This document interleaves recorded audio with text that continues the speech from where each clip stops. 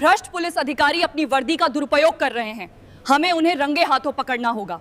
इस मिशन में मुझे आपके समर्थन की आवश्यकता है। रात के 12 बजे का घना समय था।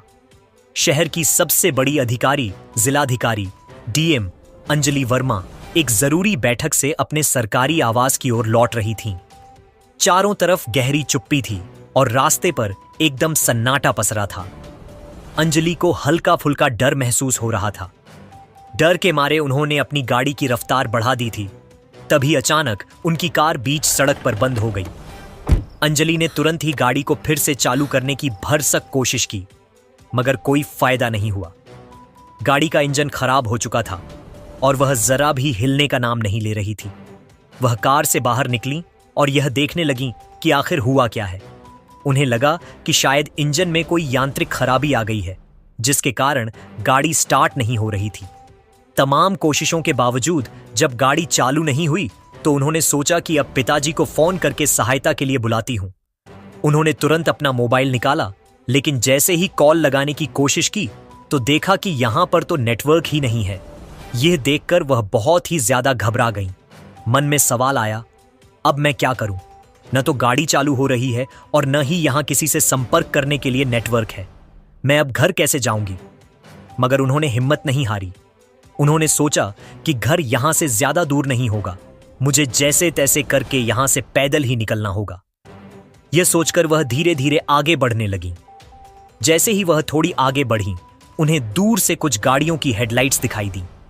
उन्हें थोड़ी राहत मिली कि चलो, कोई तो मिला जिससे मदद मिल सकती है। वह धीरे धीरे उसी रोशनी की दिशा में आगे बढ़ने लगी। जब वह गाड़ियों के पास पहुंची तो देखा कि वहां 2-3 आरक्षी पुलिस सिपाही शराब की बोतलें खोलकर जमीन पर बैठे हैं। वे शराब पी रहे थे और जमीन पर ताश खेल रहे थे। उनके पास ताश की कई गड्डियां पड़ी थीं। यह देखकर डीएम अंजलि वर्मा को जोरदार गुस्सा आ गया। वह तुरंत उन आरक्षियों के पास गईं और बेहद सख्त लहजे में बोली, तुम सब यहां पर यह क्या कर रहे हो? क्या वर्दी पहनकर तुम लोगों का यही काम रह गया है? रास्ते में बैठकर शराब पी रहे हो? तुम लोग आखिर हो कौन? कानून तोड़ने वाले या कानून को मानने वाले? अगर तुम लोग ही यह सब करोगे तो जनता क्या करेगी? यह वर्दी तुम लोगों के बिल्कुल लायक नहीं है, समझे? एक आरक्षी जोर से हंसते हुए बोला, अरे मैडम, इतना ज्यादा ज्ञान मत दो, समझी? तुम्हारे जैसे होठों से ये भारी भरकम बातें अच्छी नहीं लगती। आओ हमारे साथ बैठ जाओ और थोड़ी मौज मस्ती कर लो।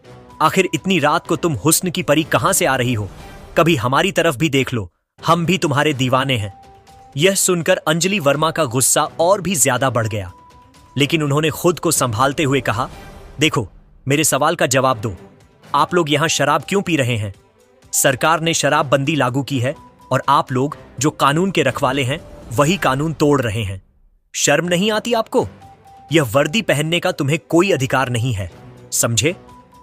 इतना सुनते ही एक आरक्षी ने अंजलि वर्मा का हाथ पकड़ लिया और उन्हें अपनी तरफ खींचते हुए बोला, अरे मैडम, हमें ज्ञान मत दो। हमें पता है कि हमें क्या करना है, वो सब छोड़ो। आज तो तुम्हें हमारे साथ यह शराब पीनी ही पड़ेगी। थोड़ा खुश हो जाओ, मजा आ जाएगा। वैसे भी तुम्हें देखे बिना हमसे रहा नहीं जा रहा है। प्लीज एक बार हमें खुश कर दो मेरी जान। ये शब्द सुनते ही अंजलि वर्मा का सब्र टूट गया। वह अपने गुस्से को काबू में नहीं रख सकी और उन्होंने एक जोरदार थप्पड़ उस आरक्षी के चेहरे पर दे मारा। गुस्से में बोली, तुम लोग इस वर्दी के लायक नहीं हो। अब देखो मैं क्या करती हूं। यह वर्दी तुम्हें ऐसे ही नहीं दी गई है, यह जनता की सेवा करने के लिए दी गई है, ताकि तुम देश की रक्षा करो। मगर तुम लोग जनता की सेवा क्या करोगे जब तुम खुद ही बिगड़े हुए हो? तुम जनता को क्या सुधारोगे? तभी एक और आरक्षी ने अंजलि को जोर से खींचा और गुस्से में बोला, क्या देख रहे हो तुम लोग? पकड़ो इसे, आज इसे सबक सिखाना ही पड़ेगा। बहुत अकड़ दिखा रही है, पुलिस से पंगा ले रही है। अभी बताता हूं इसे कि कानून की ताकत क्या होती है। उसने अंजलि को कसकर पकड़ लिया, मगर अंजलि वर्मा कोई साधारण लड़की नहीं थी। उन्होंने एक झटका देकर खुद को छुड़ा लिया, लेकिन उनके मन में डर बैठ चुका था। वह समझ नहीं पा रही थी कि अब क्या करें। न तो वह भाग सकती थी और न ही किसी को मदद के लिए बुला सकती थी। उन आरक्षियों की नीयत देखकर यह साफ लग रहा था कि अब उनका बच पाना बेहद मुश्किल है। फिर डीएम अंजलि वर्मा ने गुस्से में दहाड़ते हुए कहा, मैं इस जिले की जिलाधिकारी हूं। मैं तुम पांचों को अभी के अभी निलंबित, सस्पेंड कर देती हूं और मैं कल ही पुलिस अधीक्षक एसपी महोदय से बात करके तुम सबको निलंबित करवाकर ही रहूंगी, समझे? यह सुनकर वे आरक्षी जोर जोर से हंसने लगे और उन्होंने अंजलि को फिर से पकड़ लिया। अंजलि के अंदर डर काफी बैठ गया था। वह समझ नहीं पा रही थी कि क्या करें। फिर उन्होंने बहुत जोर लगाया और उनसे छूटकर तेजी से भागने लगी, मन में यही सोचते हुए कि अगर वह भागी नहीं तो ये लोग उनके साथ क्या क्या कर सकते हैं, क्योंकि सभी आरक्षी नशे में पूरी तरह चूर थे और उनकी नीयत बिल्कुल भी ठीक नहीं लग रही थी। अंजलि तेजी से दौड़ रही थी। वे पांचों आरक्षी भी उनके पीछे दौड़े। दौड़ते दौड़ते एक आरक्षी ने अंजलि को पकड़ लिया। गुस्से में उसने अंजलि के गाल पर एक और थप्पड़ दे मारा और बोला, तेरी इतनी हिम्मत कि यहां से भाग जाए, पहले हमें खुश कर, फिर यहां से कहीं जाना, समझी? हम तुम्हें कहीं नहीं जाने देंगे। अगर आज तुम्हें छोड़ दिया तो ऐसी हुस्न की परी हमें और कहीं नहीं मिलेगी। ज्यादा भाव मत खाओ, जो हम कह रहे हैं वही करो। अंजलि डर से कांप रही थी। उन्होंने कहा, तुम लोग नशे में चूर हो, इसलिए तुम्हें समझ नहीं आ रहा कि तुम क्या कर रहे हो। तुम लोग बहुत पछताओगे। मुझे यहां से जाने दो, वरना तुम लोगों के साथ क्या होगा तुम्हें अंदाजा भी नहीं है। मैं सच कह रही हूं, मुझे छोड़ दो। मैं इस जिले की डीएम हूं और आप लोग जो कर रहे हैं वह बहुत ही गलत है। आप लोगों की ऐसी हालत हो जाएगी कि आप चैन से सो भी नहीं पाएंगे। बेहतर होगा कि मुझे यहीं पर छोड़ दो। मगर वे सभी आरक्षी कुछ भी समझ नहीं पा रहे थे। उनके दिल में बस एक ही ख्याल था, लड़की को देखकर वे पागल हो चुके थे। उनकी आंखों में कुछ भी सही दिखाई नहीं दे रहा था। एक आरक्षी हंसते हुए बोला, यह लड़की खुद को जिलाधिकारी समझती है। जिलाधिकारी होता क्या है जानती है तू? तुझे देखकर तो लग भी नहीं रहा कि तू डीएम है। ज्यादा होशियारी मत कर, समझी? जो हम बोल रहे हैं वही कर। अंजलि भीतर ही भीतर टूट रही थी। वह सोच रही थी कि अगर अभी भाग नहीं पाई और यहां फंस गई तो ये लोग उनसे कोई भी गलत काम कर सकते हैं, लेकिन भागना भी संभव नहीं लग रहा था। फिर उन्होंने हिम्मत जुटाई, एक आरक्षी से उसकी बंदूक छीन ली और चारों को बंदूक दिखाकर डरा धमकाकर वहां से भाग निकली। डर के मारे सभी आरक्षी वहीं रुक गए। किसी ने उनका पीछा नहीं किया। सबके मन में डर बैठ गया था कि कहीं गोली न चल जाए। अगली सुबह हुई तो डीएम अंजलि वर्मा ने सोचा कि अब क्या किया जाए। फिर उन्हें एक उपाय सूझा और वह सीधे पुलिस अधीक्षक एएसपी कार्यालय पहुंची। वहां जाकर उन्होंने उन पांचों आरक्षियों के खिलाफ रिपोर्ट दर्ज करवाने का अनुरोध किया और उन्हें निलंबित करने की मांग की। मगर किसी भी पदाधिकारी को बिना पर्याप्त सबूत के निलंबित नहीं किया जा सकता था। एसपी राजेश सिंह ने कहा, मैडम, मैं आपकी बात से सहमत हूं, मगर हम बिना किसी ठोस सबूत के कोई कार्रवाई नहीं कर सकते। मैं आपसे अनुरोध करता हूं कि आप उनके खिलाफ कुछ सबूत लाए, तभी मैं इस मामले को आगे बढ़ा सकता हूं। अंजलि परेशान हो गई कि आखिर अब क्या किया जाए। बात तो सच थी कि बिना सबूत के किसी को निलंबित करना मुश्किल था। वह तुरंत घर पहुंची और कुछ देर सोईं। फिर उन्हें एक योजना सूझी और वह सीधे उसी थाने पहुंची जहां वे पांचों आरक्षी तैनात थे। थाने में जाकर उन्होंने देखा कि इंस्पेक्टर सूरज सिंह डेस्क पर बैठे थे। इंस्पेक्टर ने डीएम अंजलि वर्मा को पहचानने की कोशिश नहीं की। उन्हें लगा कि यह किसी गांव की साधारण महिला हो सकती है, क्योंकि वह साड़ी में आई थी। अंजलि इंस्पेक्टर के पास गई और बोली, सर, मुझे रिपोर्ट लिखवानी है। ये सुनते ही इंस्पेक्टर हंस पड़ा और बोला, रिपोर्ट लिखवानी है? पैसे हैं तुम्हारे पास? रिपोर्ट लिखवाने के 80 रुपए लगते हैं, पैसे निकालो, लिख दूंगा। ये सुनकर अंजलि का दिमाग घूम गया। उन्हें यह समझ आ गया कि यह इंस्पेक्टर भी उतना ही गुनहगार है जितने कि वे आरक्षी थे। ये बिना किसी झिझक के रिश्वत मांग रहा था। तब अंजलि ने कड़क आवाज में कहा, सर, हमें कानून मत पढ़ाइए। कानून में कहीं नहीं लिखा है कि रिपोर्ट लिखवाने के पैसे लगते हैं। आप हमसे रिश्वत मांग रहे हैं और हम पैसे नहीं देंगे। आपका जो काम है वह कीजिए। मुझे रिपोर्ट लिखवानी है, जल्दी से लिखिए। यह सुनकर इंस्पेक्टर को बहुत गुस्सा आया और वह बोला, यह लड़की मेरे सामने जुबान चला रही है।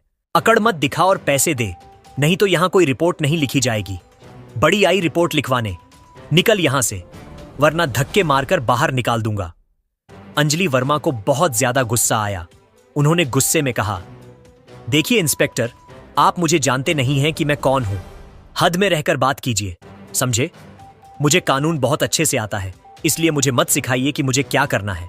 मैं यहां रिपोर्ट लिखवाने आई हूं, और रिपोर्ट लिखवाकर ही जाऊंगी, समझे? अब जल्दी से मेरी रिपोर्ट लिखिए। इतने में ही अंजलि की नजर एक आरक्षी पर पड़ी, वही आरक्षी जो रात को उन 5 में से एक था। अंजलि ने गुस्से में इंस्पेक्टर से कहा, आपको पता भी है कि आपके थाने में क्या चल रहा है? अब तो आपको और इन आरक्षियों दोनों को निलंबित करवाना पड़ेगा। इस पूरे थाने को साफ करना पड़ेगा। आप लोग इस वर्दी के लायक नहीं हैं। मैं आप सबको निलंबित करवाकर ही रहूंगी। यह सुनकर इंस्पेक्टर घबरा गया, लेकिन फिर भी वह अकड़ में बोला, अरे लड़की, तुम हो कौन और ये सब क्या बक रही हो? ज्यादा होशियार मत बन, समझी? वरना इतना मारूंगा कि घर तक चलकर नहीं जा पाएगी। चल निकल यहां से, वरना धक्के मारकर निकाल दूंगा। मुझे गुस्सा मत दिला, समझी? यह सुनकर डीएम अंजलि वर्मा गुस्से से लाल हो गईं। उन्होंने अपने पर्स से अपना पहचान पत्र, आईडी कार्ड निकाला और इंस्पेक्टर के सामने रख दिया। जैसे ही इंस्पेक्टर ने पहचान पत्र देखा, उसकी आंखें चौड़ी हो गईं और चेहरा सफेद पड़ गया। वह डर के मारे तुरंत खड़ा हो गया और हाथ जोड़कर बोला, मैडम, मुझे माफ कर दीजिए। मुझे नहीं पता था कि आप जिले की डीएम हैं। सॉरी मैडम, बताइए आपको किसके खिलाफ रिपोर्ट लिखवानी है? मैं अभी रिपोर्ट लिखता हूं। यह सुनकर अंजलि वर्मा का गुस्सा और भी ज्यादा बढ़ गया। उन्होंने सख्त लहजे में कहा, तुम लोग आम जनता के साथ भी यही हरकत करते हो, है ना? अब मैं दिखाऊंगी कि कानून की ताकत क्या होती है।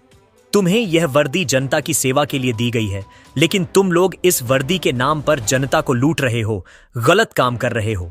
यह वर्दी तुम लोगों के लायक नहीं है। फिर उन्होंने अपना पहचान पत्र वापस लिया और गुस्से में बोली, अब कल तुम लोगों का फैसला होगा। तैयार रहना तुम सब। यह कहकर अंजलि वर्मा थाने से बाहर निकली और सीधे एसपी महोदय से जाकर बात की।